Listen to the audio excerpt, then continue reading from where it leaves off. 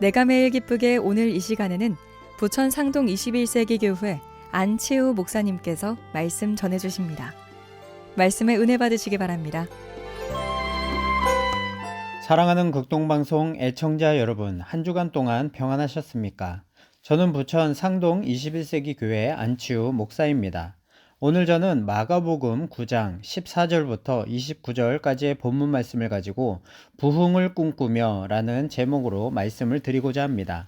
2022년도 새해에 우리 가정에 주님의 능력이 충만하고 부흥의 역사가 있기 위해서는 어떻게 해야 되는지 오늘 본문 말씀을 통하여서 도전받기를 원합니다. 첫째, 말씀에 대한 믿음이 있어야 합니다. 예수님께서 변화산에서 내려오자 큰 무리의 사람들이 예수님께 모여들었습니다. 그들은 제자들과 서기관들이 변론하는 것을 보기 위해 모여 있었습니다. 예수님께서 너희가 무엇을 그들과 변론하느냐라고 물으니까 귀신 들린 아이의 아버지가 와서 귀신 들린 내 아이를 제자들이 고치지 못했다라고 말합니다. 그러자 예수님께서 이렇게 호통을 치십니다. 19절입니다. 대답하여 이르시되 믿음이 없는 세대여, 내가 얼마나 너희와 함께 있으며 얼마나 너희에게 참으리요, 그를 내게로 데려오라. 제자들과 그 무리들을 향하여 그들에게 믿음이 없는 것을 한탄하시며 말씀하신 것입니다. 예수님은 이제 곧 십자가 고난을 받으시고 죽으시고 부활하시고 승천하심으로 하나님의 구원 계획을 성취하시기 위해 제자들 곁을 떠나실 것입니다. 그런데도 제자들은 아직까지 귀신 들린 아이 한 명 고치지 못해서 예수님을 찾고 있으니 예수님의 마음은 많이 안타까우셨을 것입니다. 그러나 정작 예수님이 가장 안타깝게 생각하셨던 것은 제자들이 귀신 들린 아이를 고치지 못했다라는 사실보다도 예수님의 그 말씀을 깨닫지 못하고 믿지 못했던 것을 가장 안타깝게 생각하신 것입니다. 예수님은 오병이어 사건과 바다 위를 걸으신 사건, 그리고 수많은 병자들을 친히 고치시면서 그러한 이적들을 통해 많은 말씀을 해주시고 그 말씀을 믿기를 원하셨습니다. 그리고 예수님께서 이제 곧 죽임을 당하고 죽은 지 3일 만에 살아나리라는 예언을 하시면서 제자들에게 제자도를 가르치셨습니다. 누구든지 나를 따라오려거든 자기를 부인하고 자기 십자가를 지고 나를 따를 것이니라. 예수님의 모든 말씀과 가르침을 믿지 못하면 절대로 예수님의 제자가 될 수 없고 아무런 능력도 행할 수 없다는 것을 우리에게 알려주고 있는 것입니다. 여러분, 믿음은 어느 날 갑자기 하늘에서 뚝 떨어지는 것이 아닙니다. 믿음은 저절로 생기는 것도 아닙니다. 믿음은 하나님의 말씀을 들음에서 생긴다고 했습니다. 말씀을 읽고 설교를 듣고자 하는 노력과 열망이 있어야 믿음이 생기고 자라나는 것입니다. 어떤 성도님들을 보면 신앙생활을 10년 넘게 했음에도 불구하고 초신자와 다를 바 없는 믿음을 보고 깜짝 놀랄 때가 있습니다. 10년 넘게 신앙생활을 했다는 것이 교회 문턱만 넘나드는 종교 활동만 했었던 것입니다. 교회에 등록한 성도들 대부분이 성경을 평생 일독도 하지 않고 있습니다. 주일 예배에 참석하여 설교를 듣고 교회 문을 나서면 기억에 남는 말씀이 없습니다. 이것이 우리 한국교회의 현실입니다. 여러분, 우리가 하나님 말씀을 잘 모르면서 어떻게 하나님을 믿는다고 할 수 있겠습니까? 믿음도 없이 어떻게 능력을 행하며 어떻게 전도를 할 수 있겠습니까? 그리고 어떻게 우리 가정에 부흥을 꿈꿀 수 있겠습니까? 여러분, 성경 말씀을 알고 믿는 것이 우리 신앙의 기초이고 기본입니다. 모든 것은 하나님 말씀으로부터 시작되는 것입니다. 우리가 먼저 성령의 검인 말씀으로 무장해 있어야 합니다. 그러기 위해서는 올해 성경을 많이 읽고 예배 가운데 선포되는 말씀 듣기에 최선을 다해야 합니다.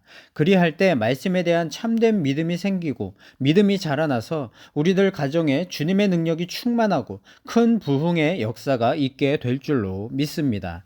둘째, 예수님이 하나님의 아들이심을 믿어야 합니다. 귀신 들린 아이의 아버지가 예수님께 아이를 데려와서 이렇게 요청합니다. 22절입니다. 귀신이 그를 죽이려고 불과 물에 자주 던졌나이다. 그러나 무엇을 하실 수 있거든 우리를 불쌍히 여기사 도와 주옵소서.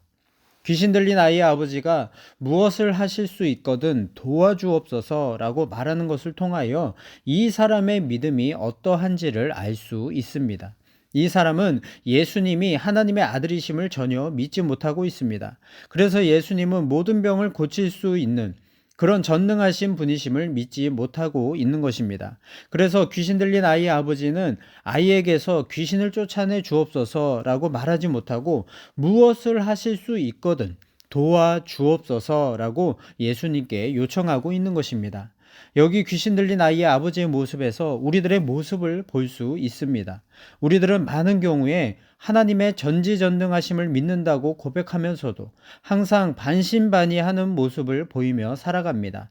하나님은 분명히 믿고 구하는 것은 다 받으리라 라고 약속해 주셨는데 기도하면서도 끊임없이 의심하고 있는 우리들의 모습을 발견하게 되는 것입니다. 하나님은 이처럼 믿음 없는 우리의 모습을 보시면서 얼마나 마음 아파하시겠습니까? 하나님께서 과연 우리들의 그런 믿음을 보시고 역사하시겠습니까? 예수님께서는 우리들의 믿음 없음을 책망하시면서 이렇게 말씀하십니다. 23절입니다. 예수께서 이르시되 할 수 있거든이 무슨 말이냐? 믿는 자에게는 능히 하지 못할 일이 없느니라.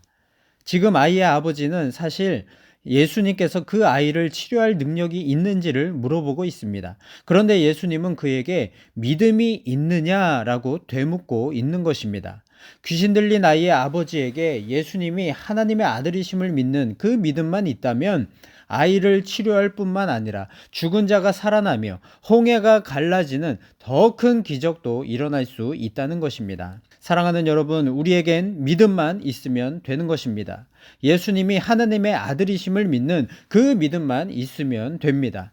그 믿음만 우리가 갖고 있으면 예수님은 그 믿음을 통하여 우리들 가정에 진정한 부흥을 꿈꾸게 하실 것입니다. 셋째, 믿음의 기도를 쉬지 말아야 합니다. 예수님께서 귀신 들린 아이를 고치신 이후에 제자들이 예수님께 조용히 묻습니다.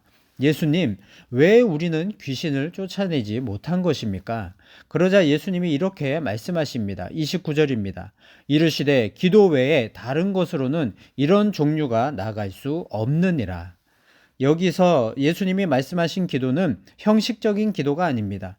예수님의 말씀을 믿는 믿음으로 하는 기도, 예수님이 하나님의 아들이심을 믿는 믿음으로 하는 기도를 말하는 것입니다. 그러한 믿음의 기도만이 귀신을 쫓아낼 수 있는 유일한 방법이라는 것입니다. 그런데 제자들이 귀신을 쫓아내지 못했다는 것은 그들이 그동안 믿음의 기도를 하지 않았다는 것입니다. 제자들은 예수님의 전도 파송 때 예수님이 주신 권능으로 많은 이적을 행하면서 그것이 자신들의 능력으로 행한 것이라고 착각하고 더 이상 믿음의 기도를 하지 않았던 것입니다. 사랑하는 여러분, 기도는 하나님의 능력의 통로입니다. 우리는 하나님이 아니기 때문에 아무런 능력이 없는 것입니다. 그러나 우리가 믿음의 기도를 하면 그 기도를 통하여서 우리 주님은 못하실 일이 없으신 것입니다. 여러분, 내 능력으로 하려고 하면 아무것도 할 수 없습니다. 그러나 우리가 믿음의 기도를 쉬지 않고 한다면 전능하신 예수님이 나의 믿음의 기도를 들으시고 주님의 뜻 안에서 모든 것을 다 이루어 주실 줄로 믿습니다. 2022년 새해에는 말씀과 믿음과 기도를 통하여 우리 모든 가정에 주님의 능력이 충만하고 큰 부흥의 역사가 있기를 예수 그리스도의 이름으로 축원합니다. 사랑과 은혜가 풍성하신 하나님 아버지, 2022년 새해에는 우리의 말씀과 믿음과 기도에 대한 새로운 결단을 하게 하시고 그 결단을 끝까지 이룰 수 있도록 도와주셔서 우리 모든 가정에 죽었던 모든 것들이 살아나는 진정한 부흥이 있도록 역사하여 주시옵소서. 감사를 드리며 예수님의 이름으로 기도하옵나이다. 아멘. 내가 매일 기쁘게 지금까지 부천 상동 21세기 교회 안치우 목사님께서 말씀 전해주셨습니다. 오늘 방송 들으시고 신앙생활에 도움이 필요하신 분들은 032-245-1004 032-245-1004번 부천 상동 21세기 교회로 문의하시기 바랍니다.